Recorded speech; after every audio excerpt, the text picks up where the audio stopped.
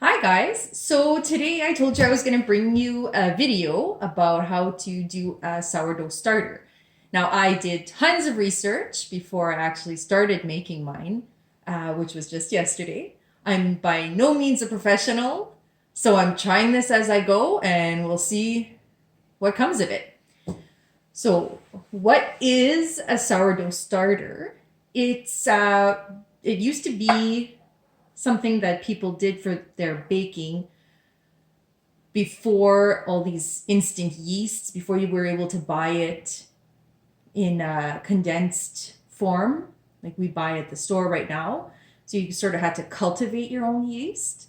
So it's naturally occurring. It occurs in the air and that's in your house already and in the flour that you use. And a starter is actually something that you can pass down to other generations. So some people have starters that have existed for hundreds of years. So the first thing you need is a glass jar or container. It has to be big enough to be able to, for it to grow. You will need some water, flour, measuring cup or a scale. I'll get into that. And then a spoon, something to mix. So some people swear by weighing it. Some people just measure. I don't have a food scale, so I am measuring.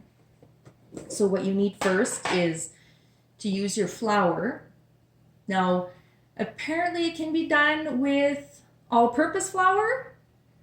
You can also, but they say it's better if you use a rye flour or a whole wheat flour or even buckwheat flour.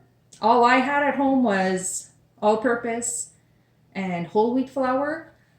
Now I've had this whole wheat flour for 6 years, so maybe that makes a difference. We'll see.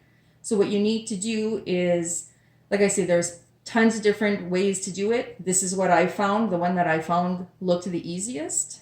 So just 3/4 of a cup, about 3/4 of a cup of flour into your bowl. And then 3/4 of a cup of warm water also into the bowl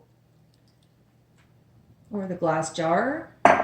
And then just stir it vigorously. Now this is one of the things I've seen or read a few times. So I guess if you stir this vigorously, apparently it's going to get more air into it and the yeast will have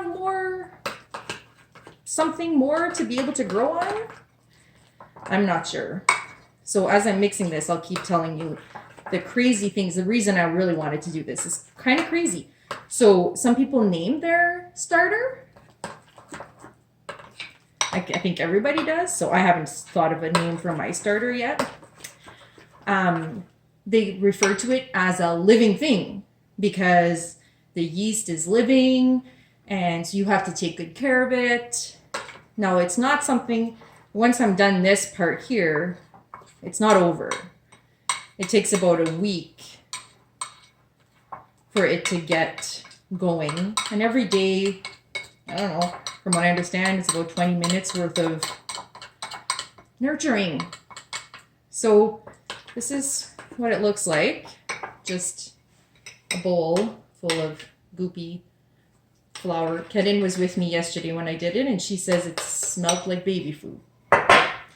Now, once this part is done,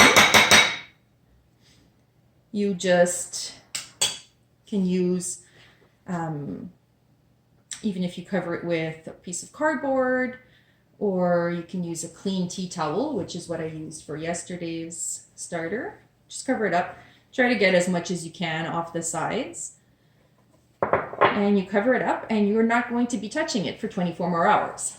So that's why it's important to do it when you know that you're going to be home at that time under normal circumstances. So if you're always home at lunch, then lunch would be a good time to do it, or in the evening. So this is the one I started yesterday. I think eventually it'll start bubbling and fun stuff will happen. So for now, what I've noticed is it kind of got darker and there's water kind of pooling. There are some really, really dark spots. I don't think you can see them. It's almost black. This is called hooch. Don't know what that means, but it's hooch. Is it good? Is it bad? I'm not sure. I don't think it's either. So I'm going to mix this. The one I made yesterday, so this is the starter I started yesterday. It is, I did it with 1 cup. 1 cup of flour, 1 cup of water. So the new one from today is 3/4 of a cup. I don't know. We'll see. So today I want to feed it because it's living. But first, anytime you have to feed it, you have to discard some of it. So it's going to seem really wasteful. I'm going to use my 3/4 cup spoon from earlier. It's going to seem really wasteful. So I'm going to be taking all of this, about 3/4 of a cup out and discarding it. And it seems like I'm wasting. Now what happens is if I don't discard that, what's left, if I have still the full amount in here, I would have to feed enough for that full amount to be able to devour it. And it's going to end up being way too much starter. So I decided to do it this way. Well, I didn't decide. These are the rules of sourdough starters.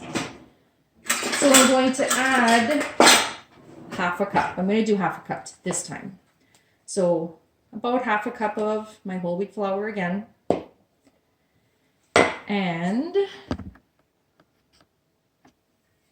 now 1/2 cup of warm water.